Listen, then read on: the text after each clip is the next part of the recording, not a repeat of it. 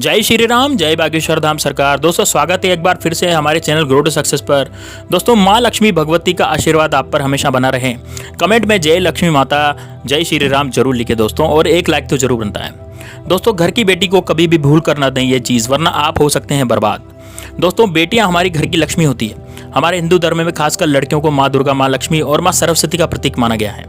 बेटियां हर माँ बाप की लाडली होती हैं और राजकुमारी की तरह पलती है, लेकिन पराया भी होती है। इसलिए हर माँ बाप एक न एक दिन अपनी बेटी को विदा करते हैं और अपनी जिम्मेदारी निभाते हैं। बेटी की शादी करना माँ बाप की सबसे बड़ी जिम्मेदारी होता है। दोस्तों आपको बेटी की विदाई में कोई कमी नहीं रह जाए, इस बातों का ध्यान माता पिता के लिए बहुत ही जरूरी हो जाता है। साथ ही बेटी के होने वाले परिवार रिश्तेदारों में ब्याह में किसी तरह की कोई दिक्कत ना आ जाए, चिंता में रहते हैं। माँ बाप के लिए बेटी की शादी करना महज की जिम्मेदारी ना होकर प्रेम और प्यार से व्यक्त करने का तरीका है।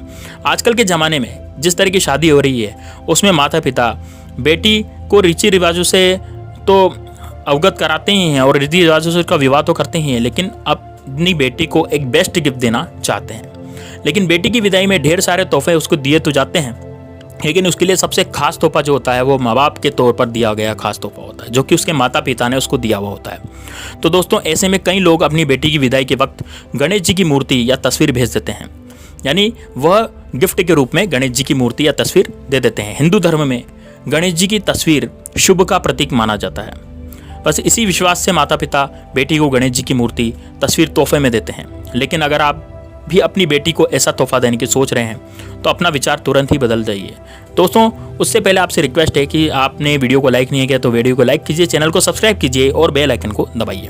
दोस्तों शास्त्रों के अनुसार बेटियां घर में लक्ष्मी का स्वरूप मानी गई है और भगवान गणेश और महालक्ष्मी का एक साथ होना धन आगमन का संकेत है। लेकिन अगर आपके घर से जाती हुई लक्ष्मी को गणेश जी भी भेंट दे देंगे तो मायके में धन में बहुत बड़ी ज़्यादा हानि हो जाएगी।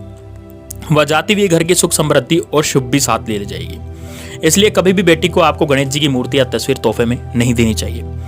अब बहुत से लोग ऐसे होते हैं जो अपने बेटी को तोहफे में गणेश जी की मूर्ति या तस्वीर कभी भी दे चुके हैं, तो अब ये गलती कर चुके हैं और गरीबी का सामना कर रहे हैं। तो अब सवाल आता है कि ऐसे में अब क्या किया जाए और कैसे किया जाए, इस गलती को सुधारा जाए।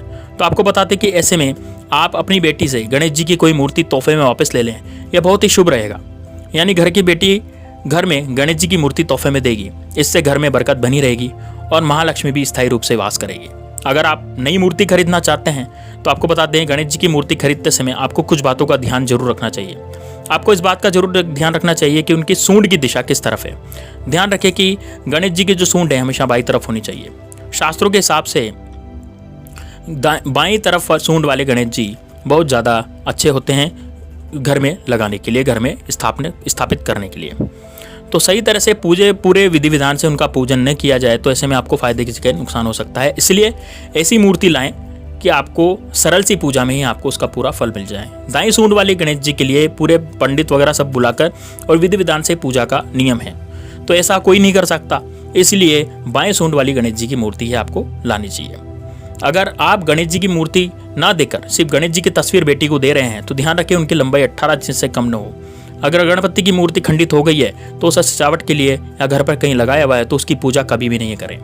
घर में सुख शांति बनाए रखने के लिए घर में सफ़ेद गणेश जी का रखना बहुत ही शुभ होता है। और यदि सफ़ेद आंकड़े के जड़ के गणेश जी यदि आप घर में रखते हैं तो वह बहुत ज़्यादा शुभ होते हैं। आपको किसी भी को भी तोहफे में गणेश जी की मूर्ति या तस्वीर नहीं देना चाहिए। अगर आप लक्ष्मी गणेश की मूर्ति किसी को तोहफे में दे देते हैं तो ऐसे में आपको बहुत ज़्यादा भारी नुकसान उठाना पड़ सकता है। शास्त्रों में यह माना गया है कि गणेश जी को शुभ और लक्ष्मी जी को लाभ का रूप माना गया है, इसे घर में स्थापित किया जाता है। ऐसे में आप अगर किसी को गणेश लक्ष्मी की मूर्ति या तस्वीर तोहफे में देते हैं तो आपके घर की समृद्धि आप उस गिफ्ट के तौर पर दे रहे हैं। इसलिए यह गलतियाँ भूल कर भी ना करें। दोस्तों गणेश जी की जो मूर्ति होती है वह बाईं सूंड वाली होनी चाहिए। तो बाईं सूंड की तरफ जब गणेश जी की मूर्ति आप घर में रखते हैं तो आपको सफ़ेद आंकड़े की जड़ की मूर्ति बनवा लेनी चाहिए।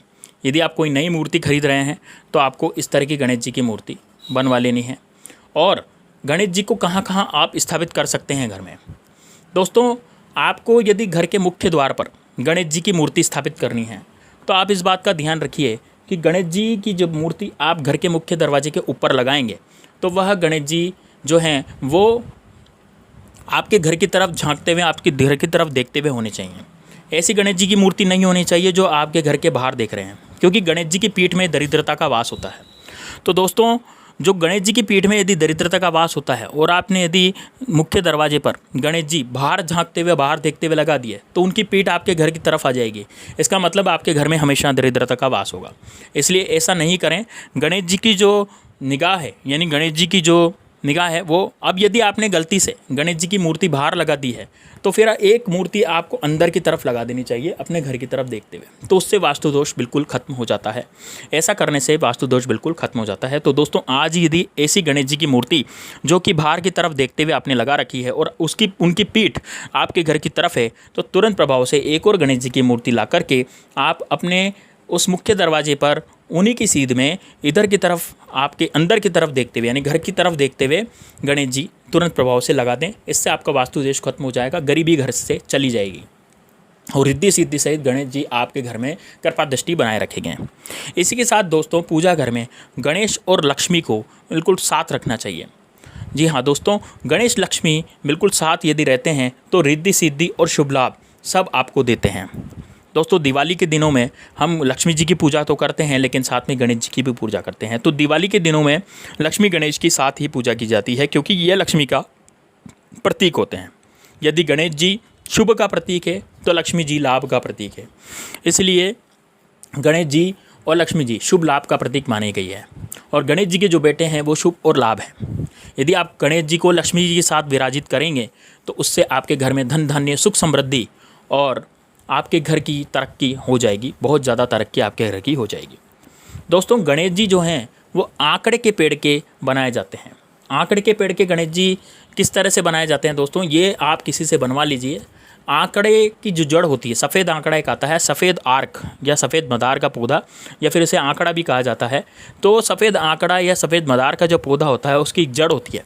उसकी जड़ में 12 साल में गणेश जी अपने आप ही तैयार होते हैं। इससे किसी को बनवाने की आपको ज़रूरत नहीं है, ये स्वतः ही प्रकट होते हैं। और जब किसी आंकड़े के पेड़ को 12 साल पूर्ण हो जाते हैं तो उसकी जड़ में ऑटोमेटिक अपने आप ही गणेश जी की मूर्ति निर्मित हो जाती है। यदि वह गणेश जी की मूर्ति आपको मिल जाए कहीं से भी, तो ये बेहद ही शुभ होती है दोस्तों घर के लिए।